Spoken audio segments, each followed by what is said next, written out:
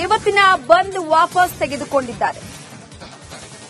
ವಿಧಾನಸೌಧದಲ್ಲಿ CM DK Shivakumar ಅವರು ಹೇಳಿಕೆಯನ್ನ ಕೊಟ್ಟಿರುವಂತದ್ದು. ಕರ್ನಾಟಕ ರಕ್ಷಣಾ ವೇದಿಕೆ ಪ್ರಮುಖರು ಭೇಟಿ ಮಾಡಿದ್ರು ನನ್ನನ್ನ. ಬಂದ್ ವಾಪಸ್ ಪಡೆದಿದ್ದಕ್ಕಾಗಿ ಕೃತಜ್ಞತೆಯನ್ನ ತಿಳಿಸ್ತಾ ಇದ್ದೇನೆ.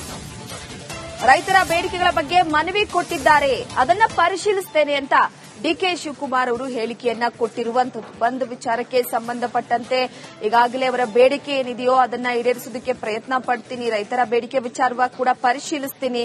ಒಂದು ಕಡೆ ಬಂದ್ ಅನ್ನ ವಾಪಸ್ ತೆಗೆದುಕೊಂಡಿದ್ದಕ್ಕೆ ಕೃತಜ್ಞತೆಗಳು ಎನ್ನುವ ಮುಖಾಂತರವಾಗಿ ಹೇಳಿಕೆಯನ್ನ ಕೊಟ್ಟಿರುವಂತದ್ದು. ರಾಜ್ಯದ ಪ್ರಮುಖ ಜಿಲ್ಲೆಗಳಲ್ಲೆಲ್ಲ ಕೂಡ ಬಂದ್ ಬಿಸಿ ತಟ್ಟಿತ್ತು.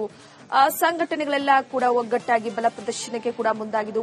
ಮತ್ತೊಂದು ಕಡೆಯಲ್ಲಿ ನೈತಿಕ ಬೆಂಬಲದ ವಿಚಾರವಾಗಿ ಕೂಡ ಒಂದಷ್ಟು ಭದ್ರತೆಯನ್ನ ಒದಗಿಸಲಾಗಿತ್ತು. ಯಾಕಂದ್ರೆ ಯಾವ ಸಂದರ್ಭದಲ್ಲಿ ಏನಾಗುತ್ತೆ ಅಂತ ಹೇಳೋದಕ್ಕೆ ಸಾಧ್ಯ ಇರಲಿಲ್ಲ. ಹಾಗಾಗಿ ಕರ್ನಾಟಕ ಬಂದ್ ವಿಚಾರಕ್ಕೆ ಸಂಬಂಧಪಟ್ಟಂತೆ ಸಿಎಂ ಡಿಕೆ ಶಿವಕುಮಾರ್ ಅವರು ಕೂಡ ಹೇಳಿಕೆಯನ್ನ ಕೊಟ್ಟಿರುವಂತದ್ದು. ರೈತರು ಕೂಡ ಕೆಲವೊಂದಿಷ್ಟು ಬೇಡಿಕೆಗಳನ್ನ ಕೊಟ್ಟಿದ್ದಾರೆ, ಅದನ್ನ ಪರಿಶೀಲಿಸಿ ತೀರ್ಮಾನ ತೆಗೆದುಕೊಳ್ತೀನಿ ಅಂತ.